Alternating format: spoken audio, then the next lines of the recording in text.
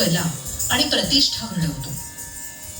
पद्मावती म्हणजे सुसंस्कृत सर्जनशील नृत्यांगना आणि स्थिर अशी समृद्धी सुद्धा. हे रूप जीवनाला आकार आणि ओळख देतं. लक्ष्मीचं हे रूप, विष्णूंच्या लाडक्या लक्ष्मीचं रूप. अलमेल मंगा गावात वाढलेली ही देवी निसर्गाच्या सानिध्यात घडत गेली.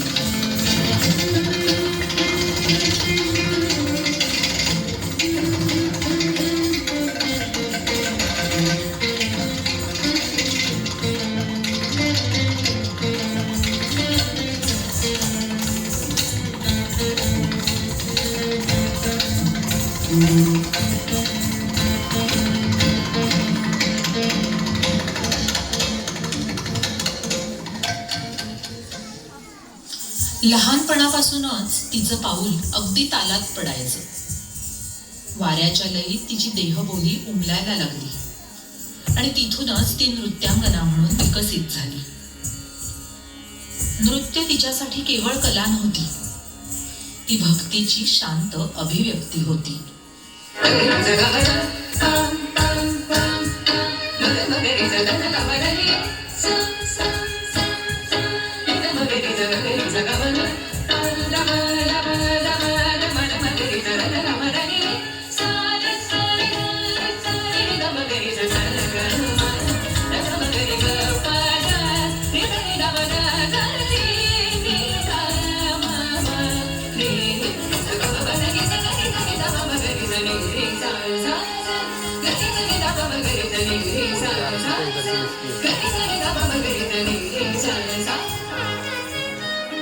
एकदा कमळांनी भरलेल्या तळ्याकाठी मंद उजेडात ती नृत्यात हरवली होती.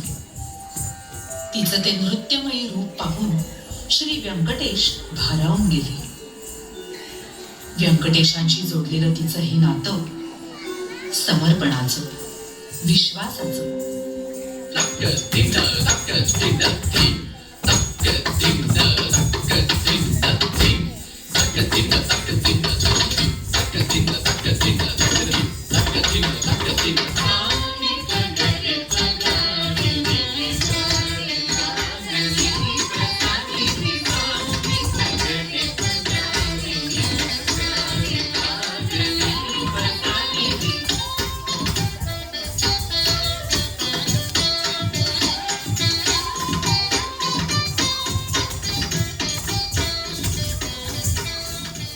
त्या दिवशी तिने आपल्या व्यंकटेशासाठी नृत्य केलं. तिच्या नृत्याने सारा आसमंत उजळून निघाला. फुलांचा वर्षाव व्हायला लागला, पाऊस पडू लागला. व्यंकटेश सुद्धा तिच्या नृत्याने भारावून गेले होते. त्या क्षणापासून तिच्यासाठी नृत्य ही खरी साधना ठरली.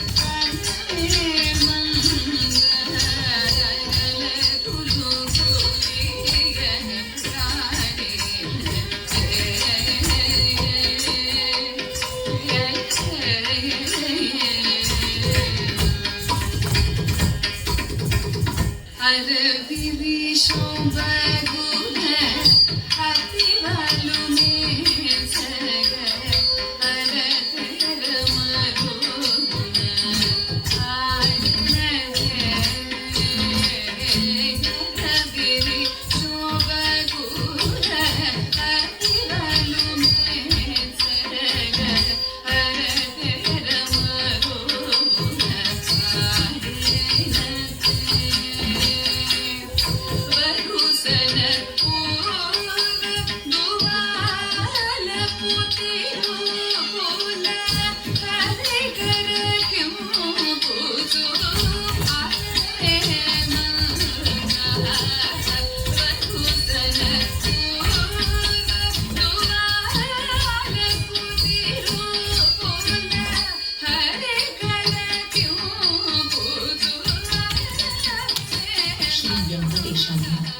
तिच्या हातात कमळ देऊन तिचा गौरव केला.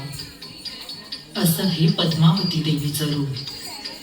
सौम्य, हातात कमळ, चेहऱ्यावर स्थिर असं हास्य आणि जीवनाला अखंड अशी लय.